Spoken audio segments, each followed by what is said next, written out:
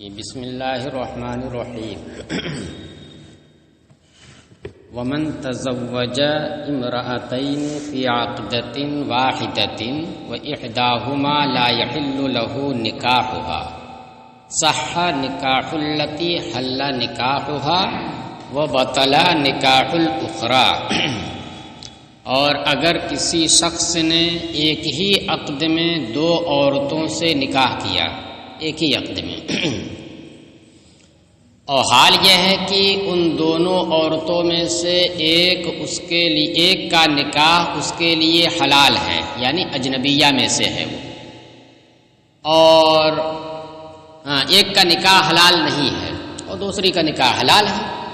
اس کا مطلب کیا ہوا؟ محلل اور غیر محلل ان دونوں کو ایک عقد میں جمع کیا، الگ الگ ہی کیا، ایک عقد میں دونوں کو جمع کیا، تو کہہ رہے صح نکاح التی حل نکاحها، تو جس کا نکاح اس کے لیے حلال ہے، جو حلال ہے یعنی محلل ہے، اس کا نکاح صحیح ہے۔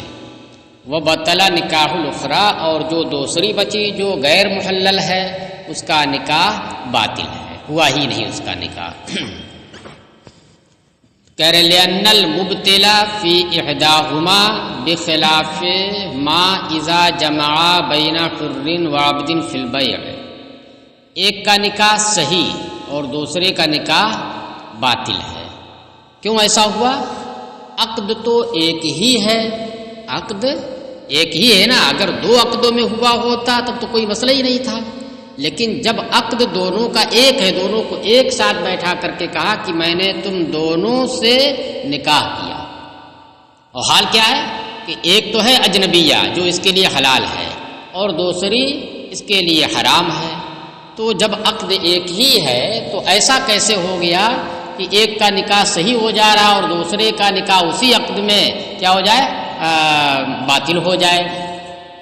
تو اسی کا جواب دے رہے، کہہ رہے اس لیے کہ باطل کرنے والی جو چیز ہے ان دونوں میں نہیں ہے، بلکہ ان دونوں میں سے ایک ہی میں ہے، غیر محلل ایک ہی ہے نا، محرم۔ لأن المبتل فی احداہما، اس لیے کہ باطل کرنے والی چیز ان دونوں خاتون میں سے ایک ہی میں ہے۔ اب اس پر ایک اور مسئلہ ہے جو باب البیع کا ہے۔ بیع کے اندر یہ ہے کہ اگر اس طریقے سے دو چیزوں کو ایک عقد بیع میں جمع کیا کہ ایک مبیع بن سکتا ہے اور دوسرا مبیع نہیں بن سکتا، دونوں کو ایک ساتھ بیع میں جمع کیا تو وہاں پر بیع فاسد ہو جاتی ہے، ایک ہی عقد میں جمع کرنے کی وجہ سے۔ اس کے برخلاف نکاح میں ایسا نہیں ہو رہا ہے، تو اسی دونوں کے درمیان فرق یہ بتا رہے ہیں کہ فرق آخر کیسا ہے۔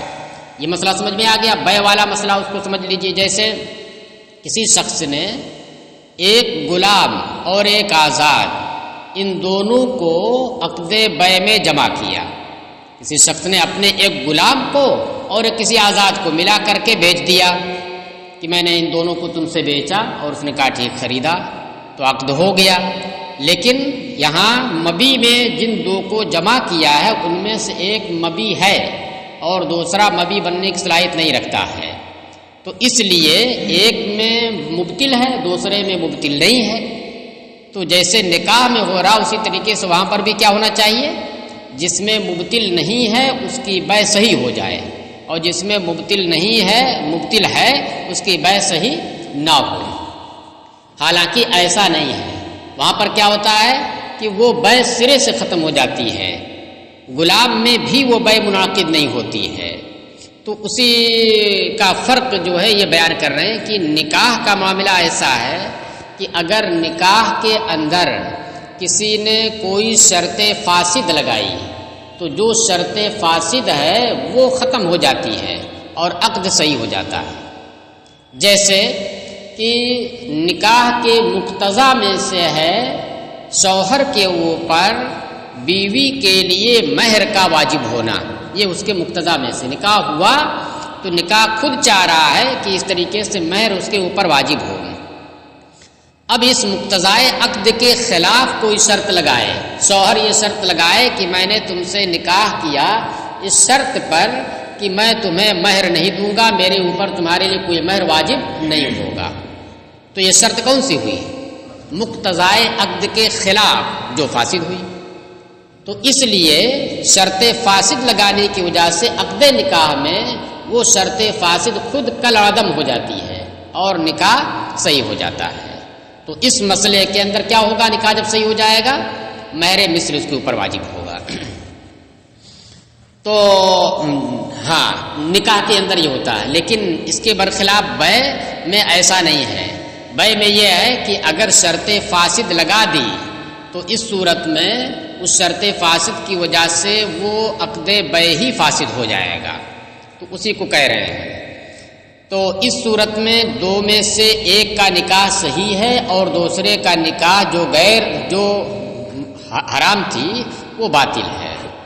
بخلاف ما اذا جمع بین حر و عبد فی البیع، برخلاف اس صورت کے جبکہ عقد بیع کے اندر آزاد اور غلام کو جمع کیا، آزاد اور غلام دونوں کو ایک عقد بیع میں بیچا اور خریدا، تو وہاں پر ایسا نہیں بلکہ عقد ہی ختم ہوگا۔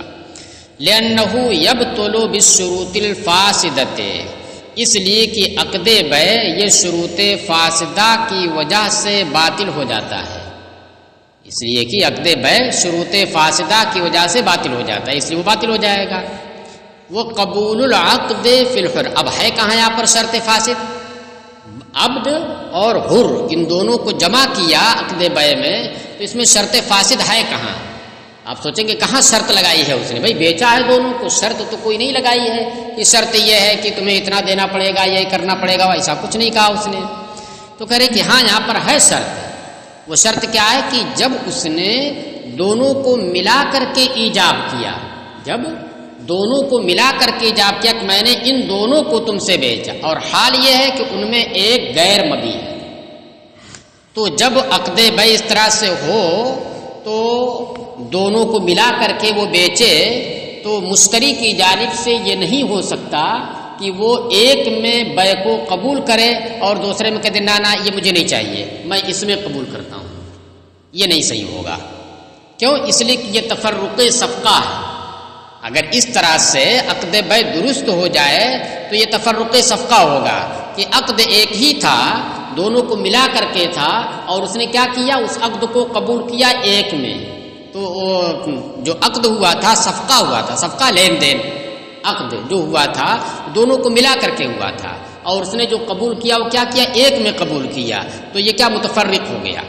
بھائی ایجاب تو دونوں پر ہوا ہے اور قبول کس میں ہو رہا ہے؟ صرف ایک میں ہو رہا ہے، تو یہ تفرق ہو گیا اور مختلف ہو گیا یہ، اور اس سے منع کیا گیا ہے۔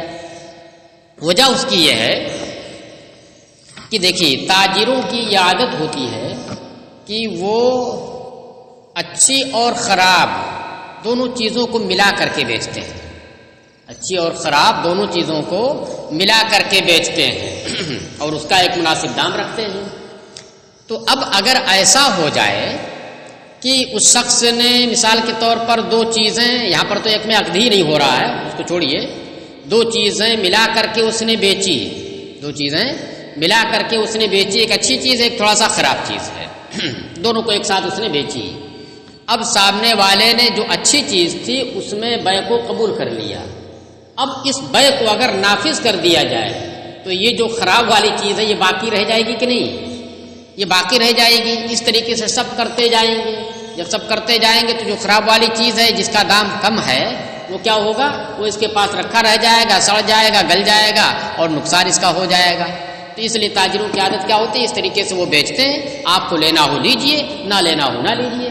اگر یہ کہہ دیں اچھا والا وہ لیں گے اور یہ والا نہیں لیں گے تو پھر ہمارا نقصان ہو سکتا ہے۔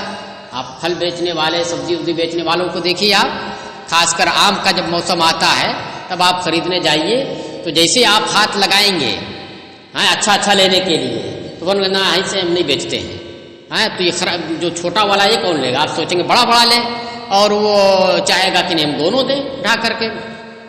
تو اب جیسے آپ چھانٹنا شروع کریں گے تو وہ کیا کرتے ہیں؟ کہتے ہیں کہ نہیں نہیں ایسے ہم نہیں بیچتے ہیں دونوں۔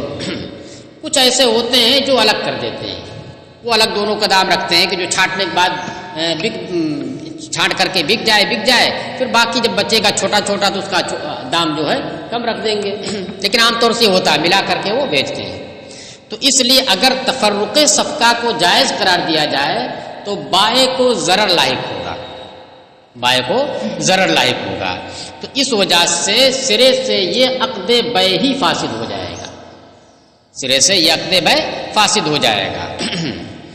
لہذا اب جب اس نے ایک غلام اور ایک آزاد جو محل بیع نہیں ہے دونوں کو ملا کر کے بیچا، عقد کیا اس نے، تو اس کا مطلب یہ ہوا سامنے والا دونوں میں قبول کرے گا تبھی عقد صحیح ہوگا، دونوں میں ہی قبول کرے جبھی عقد صحیح ہوگا۔ تو اس لیے اس کا مطلب یہ ہوا کہ گویا اس کے اندر یہ شرط لگی ہوئی ہے کہ دونوں ایک ساتھ خریدنا ہے، اس لیے کہ جیسے ہی آپ نے ایک کو خریدا وہ عقد ختم ہو جائے گا، پھر سے ادھر سے قبول کرنا پڑے گا۔ پہلا جو اس نے ایجاب بائع نے کیا تھا وہ ختم ہو گیا۔ مثلا ہم نے دو اچھی خراب چیزوں کو بیچا آپ سے کہ میں نے ان دونوں کو آپ سے 1000 روپے میں بیچا، یہ ایجاب ہو گیا۔ اب آپ نے کہا کہ نہیں میں نے 500 روپے میں 800 روپے میں یہ فلاں سامان خریدا آپ سے، تو اب ایسی صورت میں اگر عقد بیع مان لیا جائے کہ تام ہو گیا تو پھر کیا ہوگا؟ تفرق صفقہ ہوگا۔ ایجاب دو چیزوں پر ہوا اور قبول ایک چیز پر ہو رہا ہے۔ ہاں اب اگر آپ کے اس قول کو ایجاب مان لیا جائے، ہمارا جو ایجاب تھا وہ ختم مان لیا جائے، اب پھر سے ہم اسے قبول کریں، اچھا چلو بھیا ٹھیک ہے لے لو وہی ایک، تو اب یہ ایجاب و قبول ہوا، آپ کا ایجاب ہوا اور ہمارا قبول ہوا، تو یہ عقد ہوا اور اس میں تفرق نہیں ہو رہا ہے۔ اس میں آپ نے ایجاب کیا ایک پر، ہم نے قبول بھی کیا ایک پر، لیکن وہ پہلی والی صورت میں کہ ہم نے جو دونوں کو ملا کر کے ایجاب کیا تھا اور آپ نے قبول کیا ایک میں، تو یہ تفرق صفقہ ہو گیا۔ تو بیع کے اندر یہ چیز نہیں ہوگی، بیع میں یہ شرط فاسد لگا دینے سے بیع ہی فاسد ہو جائے گی، برخلاف نکاح کے کہ نکاح کے اندر اگر کوئی شرط فاسد لگی تو ایسی صورت میں نکاح صحیح ہو جائے گا، ہاں شرط فاسد کالعدم ہو جائے گی۔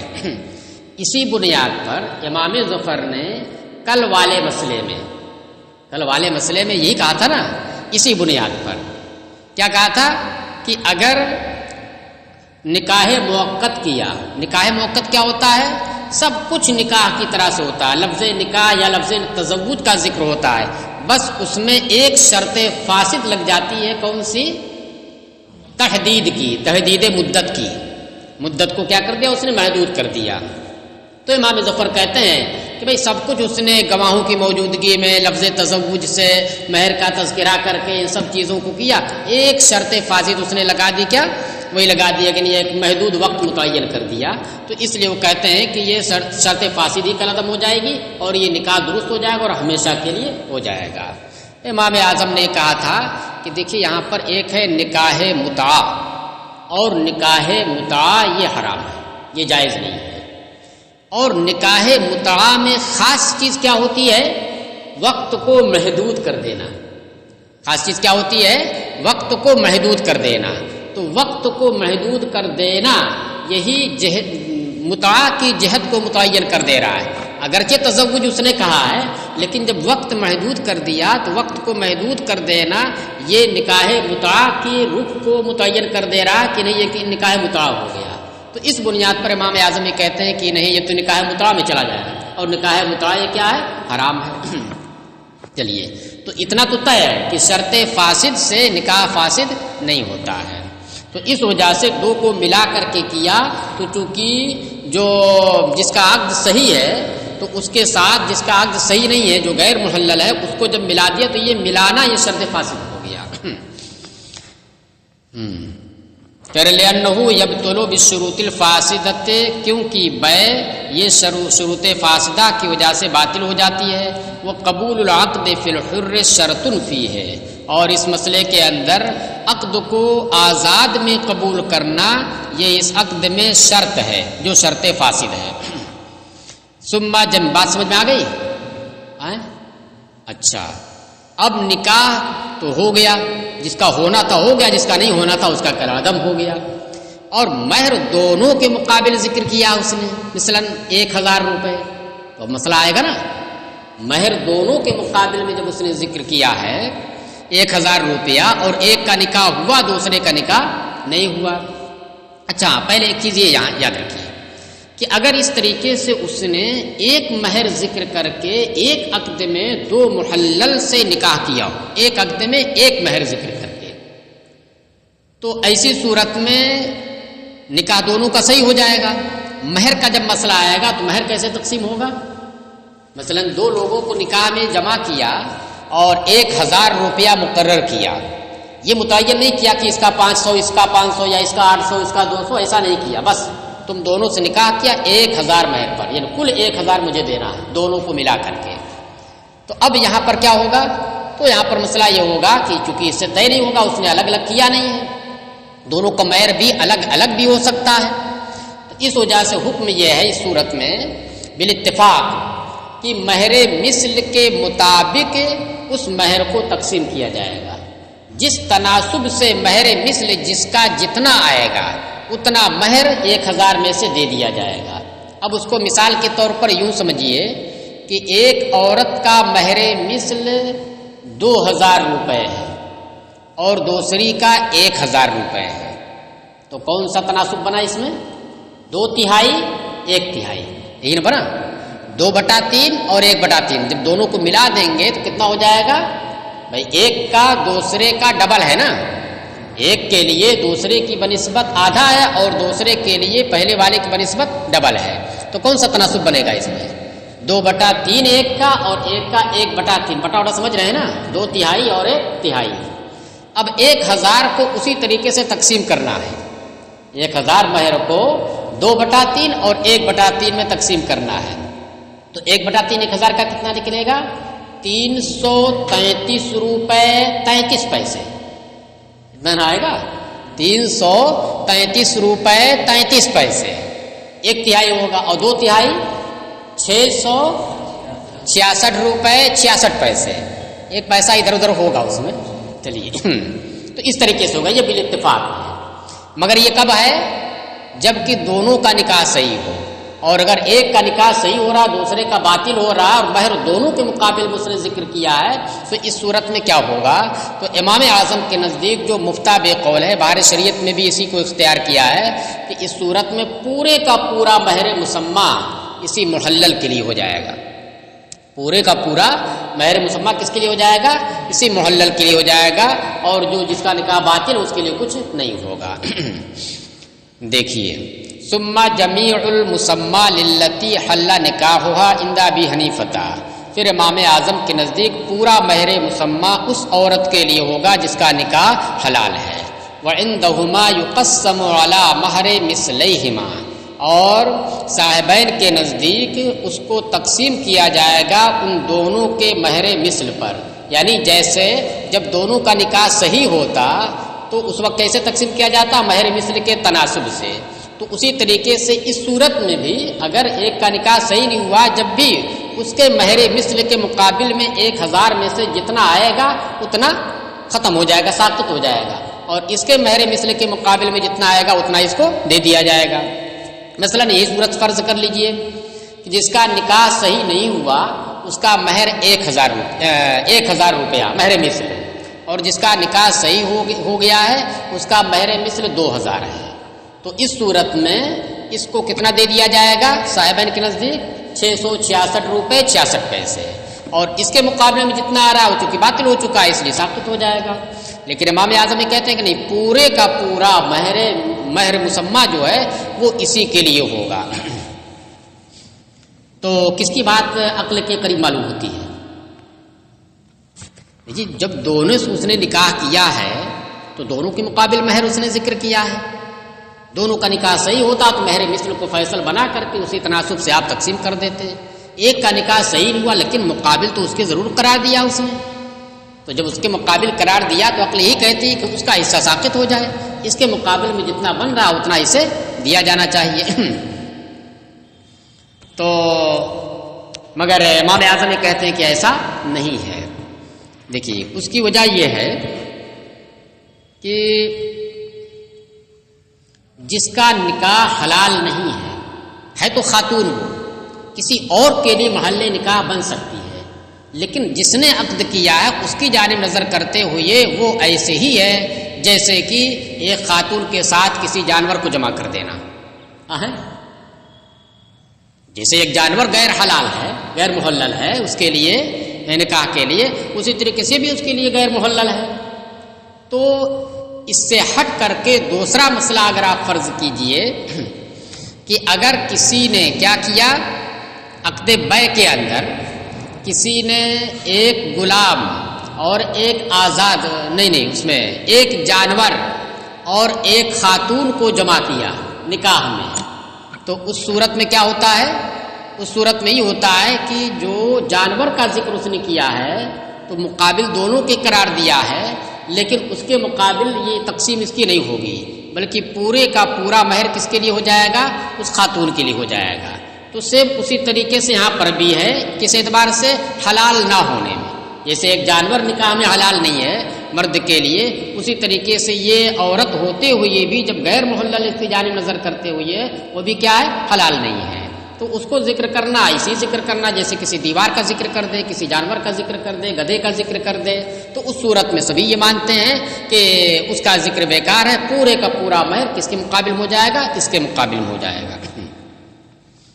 کہ وہی مسئلۃ الاصل، یہ مسئلہ اصل کا مسئلہ، اصل یعنی مبسوط۔ عام طور سے آپ دیکھیں گے اس کے اندر جو متن کی عبارت ہے وہ یا تو قدوری سے ہے اور یا جامع صغیر سے ہے، کہیں کہیں جو ہے مبسوط کی عبارت آ جاتی ہے تو اس کو ذکر کر دیتے ہیں، یہ اسی کو کہہ رہے ہیں، اور یہ مبسوط کا مسئلہ ہے، یعنی اس میں اس کتاب میں یہ درج ہے۔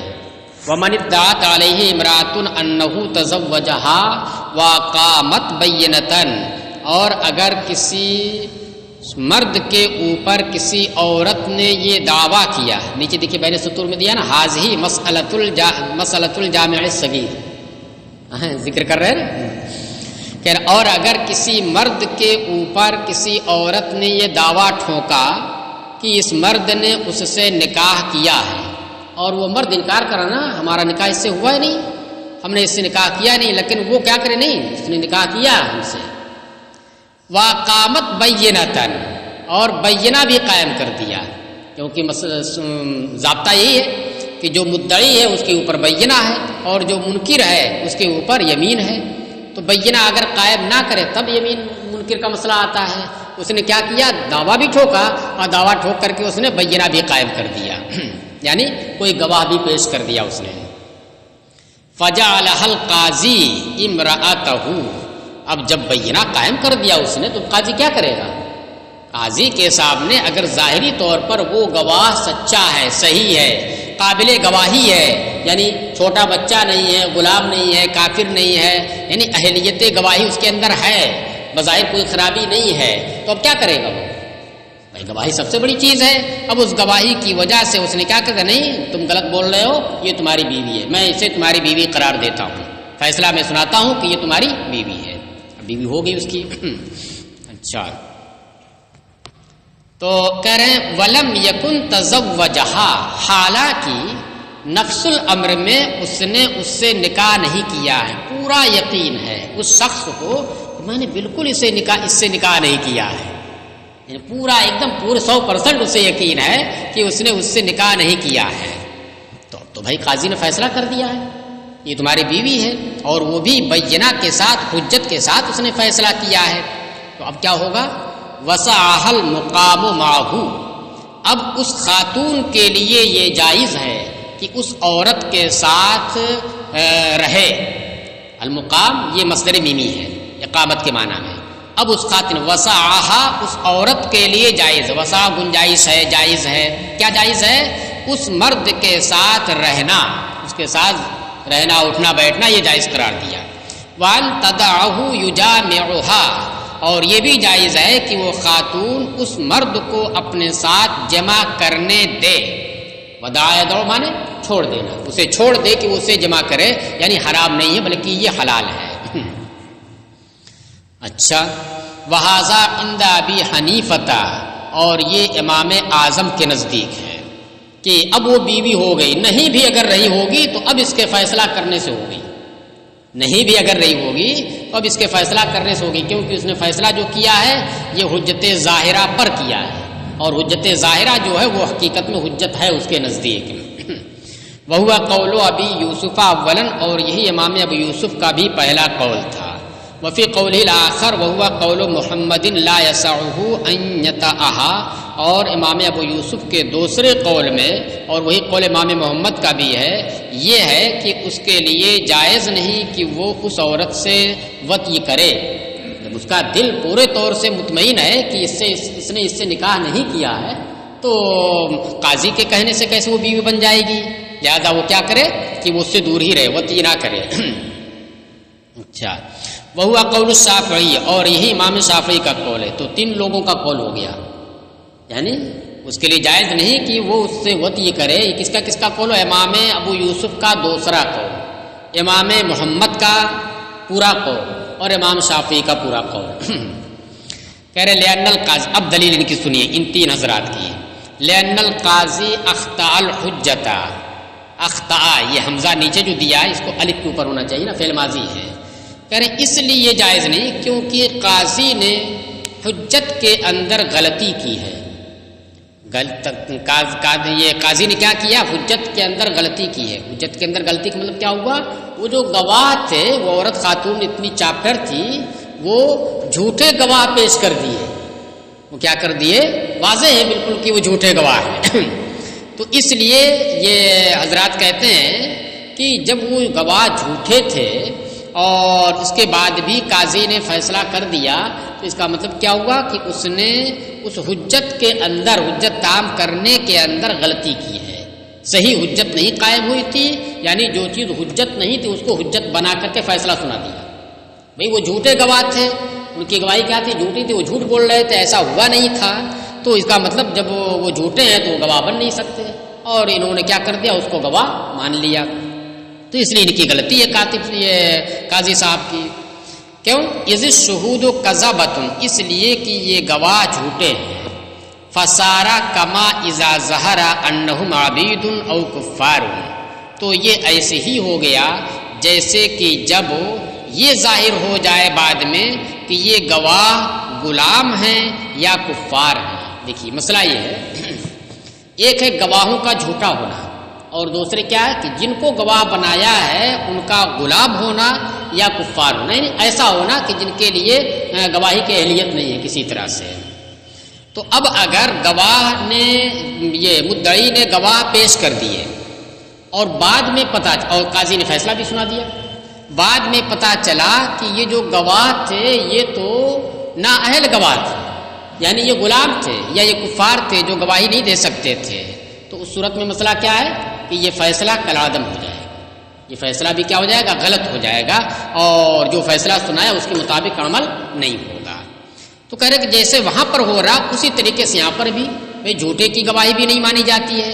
جب یہ واضح ہو گیا کہ یہ گواہ جھوٹے ہیں تو ایسے ہی یہ مسئلہ ویسے ہی بن جائے گا کہ جیسے کہ جب یہ واضح ہو جائے کہ یہ گواہ جو ہیں غلام تھے یا کفار تھے، تو جیسے وہاں پر فیصلہ صحیح نہیں ہوگا، نافذ نہیں ہوگا، اسی طریقے سے یہاں پر بھی نافذ نہیں ہونا چاہیے۔ بات سمجھ میں آئی؟ نہیں آئی؟ یہ یاد رکھیے گا کہ یہ بعد میں واضح ہوا کہ یہ گواہ تھے، اور قاضی کے سامنے کوئی ایسی چیز واضح نہیں ہوئی تھی کہ جس سے وہ سمجھے کہ یہ جھوٹ بول رہے ہیں، ظاہری طور پر وہ سچے ہی تھے۔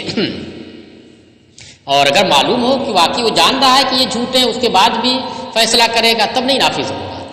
یہ مسئلہ کس پر فرض کیا گیا؟ اس صورت پر فرض کیا گیا ہے کہ قاضی کو یہ واضح نہیں ہے کہ جھوٹے ہیں، اس کے سامنے یہی واضح ہے کہ یہ سچے ہیں۔ اچھا، یہ تو ان کی دلیل ہو گئی۔ ولی ابی حنیفہ ان الشہود صدقۃ عنده، امام اعظم کی دلیل یہ ہے کہ گواہ اس قاضی کے نزدیک سچے ہیں، جھوٹے ہونے کی کوئی علامت نہیں وہاں پر ظاہر ہے۔ وہو الحجت، اور یہ حجت ہے، اور وہی جو ہے یعنی یہ ہو جانا قاضی کے نزدیک گواہوں کا سچا ہونا، یہ کیا حجت ہے۔ لتعذر الوقوف، یہ کیسے ان کے نزدیک سچے ہیں؟ اس لیے نیچے میں نے سطر میں دیکھ دیا ہے، لأن الفرض انه لم يطلع، اس لیے کہ اس مسئلے میں یہ صورت فرض کی گئی ہے کہ قاضی ان کے جھوٹ پر آگاہ نہیں ہوا ہے۔ جب نہ قاضی کے نزدیک وہ سچے مانے جائیں گے، اور جب اس کے نزدیک سچے ہیں تو حجت ہے وہ۔ کیوں؟ لتعذر الوقوف علی حقیقت، وہی سوال پیدا ہوتا کہ حقیقت میں وہ جھوٹے تھے تو قاضی کو کیسے نہیں پتا چلا؟ کہہ رہے لتعذر الوقوف علی حقیقت صدق، صدق کی حقیقت کے اوپر واقفیت متعذر ہونے کی وجہ سے. یہ دل کا مسئلہ ہے نا، دل چیر کر کے تو دیکھ نہیں پائے گا کوئی کہ یہ سچ بول رہا ہے جھوٹ بول رہا ہے. ظاہری علامت کچھ ایسی نہیں پائی جا رہی کہ جسے سمجھ میں آئے جھوٹ ہے، تو پھر ماننا پڑے گا کہ یہ سچ بول رہا ہے، کیونکہ حقیقت کی سچائی کی حقیقت پر آگاہ ہونا یہ تو متعذر ہے. لہذا جب سچائی کی حقیقت پر آگاہ ہونا متعذر ہے اور ظاہر یہی ہے کہ یہ سچے ہیں، تو قاضی کے نزدیک وہ گواہ حجت بن گئے، اور جب حجت بن گئے تو فیصلہ سنا دیا اس نے. بخلاف الکفر، تو سوال بھی ہوتا ہے کہ کفر اور اگر غلامی ظاہر ہو جائے گواہوں کی، وہاں پر تو آپ کہتے ہیں کہ فیصلہ ختم ہو جائے گا، نافذ نہیں ہوگا. تو کہہ رہے کہ نہیں، وہاں پر اگر ایسا ہو گیا، کسی مطلب گواہ کفار ٹھہرے یا غلام ٹھہرے، بعد میں پتہ چلا، تو پھر یہ کیا ہے، یہ مانا جائے گا کہ کافر واضح ہو جانا ان کے قاضی کے نزدیک یا ایک ہی رقیق واضح ہو جانا یہ متعذر نہیں تھا، کیونکہ اس کی علامات پائی جاتی ہیں. علامتوں کے ذریعے آدمی پتہ لگا سکتا ہے کہ یہ اہل شہادت ہیں یا اہل شہادت میں سے نہیں ہیں، کفار ہیں یا غلام ہیں. بخلاف الکفر والرق کے، برخلاف کفر کے اور غلامی کے. لأن الوقوف علیہما متیسر، اس لیے کہ ان دونوں کے اوپر واقف ہونا یہ متعذر نہیں بلکہ آسان ہے علامتوں کے ذریعے. وَإِذَا ابْتَنَى الْقَضَاءَ عَلَى الْحُجَّةِ. اب دیکھیے بات سمجھ آ گئی. چلیے اب آگے سنیے. اب آگے یہ ہوگا کہ بہرحال اس نے ظاہر کے اوپر اسے حجت مانتے ہوئے فیصلہ سنا دیا ہے، لیکن نفس الامر تو یہ ہے نا کہ واضح نکاح نہیں ہوا ہے، نکاح اس نے نہیں کہ بالکل واضح ہے کہ نکاح نہیں ہوا ہے. تو پھر کیا اس کے اس فیصلے کو نکاح بنا دیا جائے گا؟ بھئی جو غیر نکاح اس کو نکاح بنا دیا جائے گا، کیسے نکاح بنا دیا جائے گا؟ تو اسی کو بتا رہے ہیں کہ دیکھیے کہ ان دونوں میں جھگڑا ہے، ان دونوں میں کیا ہے؟ جھگڑا ہے، اور جھگڑے کو ختم کرنے کے لیے قاضی کے پاس آئے ہیں، اور قاضی کا کام کیا ہے؟ اپنی وسعت کے مطابق دلیلوں کی روشنی میں، حجت کی روشنی میں فیصلہ کرنا، اپنی وسعت کے مطابق، جتنی اس کی وسعت ہے اس کے مطابق فیصلہ کرنا، یہ کام اس کا ہے. اب وہ آئے، بیوی کہتی کہ اس نے نکاح کیا ہے، تو اس کا مطلب گویا مطالبہ کر رہی کہ مجھ سے یہ وطی کرے، اس کا وطی کرنا مجھ سے حلال ہے، حرام نہیں ہے. جھگڑا ہے، وہ کہہ رہا نہیں حرام ہے، میں نے نکاح نہیں کیا ہے. جھگڑا ہو رہا ہے نا. اب اس جھگڑے کو ختم کرنے کے لیے آئے قاضی صاحب کے پاس. قاضی صاحب کے پاس کیا ہوا کہ عورت نے بینہ قائم کر دیا، بینہ قائم کر دیا تو حجت بالکل تام ہو گئی، لہذا اس نے فیصلہ سنا دیا، حالانکہ نفس الامر میں نکاح نہیں ہوا ہے. تو پھر اب کیا ہوگا؟ کہہ رہے ہیں کہ جو منازعات ہے، جھگڑا ہے، اس جھگڑے کو ختم کرنے کے لیے اب یہی ماننا پڑے گا کہ جو اس نے فیصلہ سنایا ہے وہ فیصلہ نافذ ہو. کیسے نافذ ہوگا؟ وہ اس طریقے سے کہ اب اس فیصلے کا اقتضا یہ ہے، جب اس نے اس کی بیوی قرار دے دیا ہے اور نفس الامر میں بیوی نہیں ہے، تو اب اس فیصلے کا اقتضا یہ ہے کہ ما قبل میں فیصلہ مانا جائے، یہ نکاح مانا جائے. ما قبل میں کیا مانا جائے؟ نکاح مانا جائے، یا یہ کہ اس کے اسی فیصلے ہی کو انشاء نکاح مان لیا جائے. کیونکہ یہی ایک صورت ہے کس بات کی؟ جھگڑے کو ختم کرنے کی. یہی ایک صورت ہے جھگڑے کو ختم کرنے کی. صاحب عنایہ نے ذکر کیا، کہتے ہیں کہ سفر حج میں مغرب کے ایک بڑے ذہین صاحب آئے اور ان سے ملاقات ہوئی، اور انہوں نے امام اعظم کی اس دلیل کے اوپر، اس موقف کے اوپر ہم سے سوال کیا، اور ایک طریقے سے کیا کیا، مطلب اس کی تصحیح کی کہ مطلب ایسا کیسے ہے بتائیے. کہہ رہے کہ جھگڑے کی ایک صورت ہے. تو کہتے ہیں صاحب عنایہ کہ تو ہم نے ان سے پوچھا کہ اگر نکاح کو نافذ نہ مانا جائے یا انشاء عقد قاضی کی جانب سے نہ مانا جائے تو آپ بتائیے جھگڑے کی کیا صورت، ختم کرنے کی کیا صورت ہوگی؟ کہہ رہے بہت صورت ہے، طلاق دے دے، دلوا دے اس سے، یعنی یہ کہہ دے کہ قاضی کے اس فیصلے کو طلاق مان لیا جائے کہ اگر ہوا بھی ہو تو یہ طلاق ہو جائے. تو انہوں نے کہا کہ اچھا اب آپ بتائیے کہ جو طلاق ہوگی انشاء طلاق اس کی جانب سے، یہ طلاق مشروع یا طلاق غیر مشروع؟ طلاق غیر مشروع اگر ہو تو کوئی مطلب اس کا نہیں ہے. طلاق مشروع اگر مانتے ہیں تو ہمارا سوال ہوگا کہ طلاق مشروع کب ہوتی ہے؟ جب نکاح ہوا ہو. تو آپ نے نکاح تو خود ہی مان لیا. چلیے، تو اس لیے ہاں آپ طلاق چاہتا تو نکاح ہو گیا، پھر اپنا نہیں رہنا چاہتے ہیں، اس کا دل نہیں بھرتا تو طلاق دے دے گا. چلیے، کہہ رہے وَإِذَا ابْتَنَى الْقَضَاءَ عَلَى الْحُجَّةِ، اور جب اس نے فیصلے کی بنیاد حجت پر رکھی ہے، جو اس کے نزدیک حجت بنی ہے، وَأَمْكَنَ تَنْفِيذُهُ بَاطِنًا، تو ظاہری طور پر تو اس کا فیصلہ نافذ ہو گیا، اور اس فیصلے کو باطنی طور پر بھی نافذ کرنا ممکن ہے، حقیقت کے طور پر بھی نافذ کرنا ممکن ہے. کیسے؟ بتقدیم النکاح، نکاح کو مقدم مان کر کے. کیسے؟ اقتضاءً، اس فیصلے کی اقتضاء سے. جب فیصلہ ہو گیا کہ اس کی بیوی ہے تو اقتضاءً ماننا پڑے گا کہ نکاح ہوا ہے، تو نکاح کو کیا مان لیا جائے؟ مقدم مان لیا جائے. نفذ قطعاً، یعنی اقتضاءً نکاح کو مقدم مان لیا جائے. یہ کب؟ جب کہ اس کے اس فیصلے کو، جب وہ کہہ رہا ہے کہ جعلتھا زوجتک، میں نے اسے تمہاری بیوی قرار دیا، اس فیصلے کو کیا مانا جائے؟ خبر مانا جائے. اگر اس فیصلے کو خبر مانتے ہیں تو پھر اقتضاءً ما قبل میں زمانے ماضی میں نکاح کو مانا جائے گا. اور اگر اس کو انشاء مان لیں تو اسی کو انشاء عقد مان لیا جائے کہ اب تک اگر نہیں ہوا تو چلو میں تمہارا عقد اس سے کرتا ہوں. کیونکہ قاضی اس لیے ہے کہ وہ کیا کرے؟ لوگوں کا نکاح کرائے، لوگوں کے درمیان جھگڑا ہو تو اس کا فیصلہ کرے. نفذ قطعاً للمنازعات، تو اس لیے اب اس فیصلے کو نافذ کیا جائے گا جھگڑے کو ختم کرنے کے لیے، کیونکہ جھگڑے کو ختم کرنے کی یہ ایک صورت ہے. بخلاف الاملاک المرسلہ، برخلاف املاک مرسلہ کے. دیکھیے، املاک مرسلہ کا مطلب کیا ہوا؟ یہاں پر وہ بیوی دعویٰ کر رہی ہے کہ میں اس سے اس بات کی حقدار ہوں کہ یہ مجھ سے وطی کرے اور مجھے یہ مہر دے. کیسے دعویٰ کر رہی ہے؟ نکاح کی وجہ سے، نکاح کو سبب مان کر کے. تو اور اس پر اس نے حجت بھی قائم کر دیا، تو فیصلہ کر دیا. لیکن اس کے برخلاف اگر کوئی شخص کسی مال کے اوپر دعویٰ کرے اور وہ بھی مطلق طور پر دعویٰ کرے، کیا کرے؟ مطلق طور پر دعویٰ کرے کہ یہ موبائل میرا ہے، اور سامنے والا کہہ رہا ہے کہ میرا ہے. میں کیا کہہ رہا ہوں؟ یہ موبائل میرا ہے. سامنے والا کہہ رہا نہیں، میرا نہیں، آپ کا نہیں، بلکہ میرا ہے. تو اب میں میرا ہے، یہ میری ملک میں کیسے آیا، اس کا میں کوئی سبب نہیں بیان کر رہا ہوں. ملک میں آنے کا کوئی نہ کوئی سبب ہوگا نا. یا تو وراثت سے ہوگا کہ آپ اپنے باپ کے وارث ہوئے، موبائل آپ کے باپ کا رہا ہوگا اور ان کے انتقال کے بعد آپ کی وراثت میں آ گیا ہوگا، تو یہ سبب ملک ہے. یا یہ کہ وصیت کے طور پر ہوا ہو کہ فلاں نے مرتے وقت اس موبائل کی وصیت میرے لیے کی تھی اور وہ مر چکا ہے، لہٰذا یہ میرا، یعنی ازراہ وصیت میرے پاس آیا. یا یہ کہ فلاں میرے رشتہ دار ہیں، انہوں نے مجھ کو ہبہ کیا ہے، تو ہبہ یہ سبب ملک ہو جائے گا. یا یہ کہے کہ میں نے خریدا ہے فلاں سے، تو سبب ملک یہ ہوئی. تو اب اگر اس کے ساتھ ساتھ کسی سبب کا ذکر کر دے رہا ہے تو الگ بات ہو جائے گی. لیکن وہ کس طرح دعویٰ کر رہا؟ صرف اتنا دعویٰ کر رہا ہے کہ یہ موبائل میرا ہے، یعنی ملک مرسل کا دعویٰ کر رہا ہے. مرسل کا مطلب کیا ہوا؟ ایسی ملکیت کہ جس کے اندر سبب ملکیت کا ذکر نہ کرے، سبب ملکیت کا ذکر نہ کرے.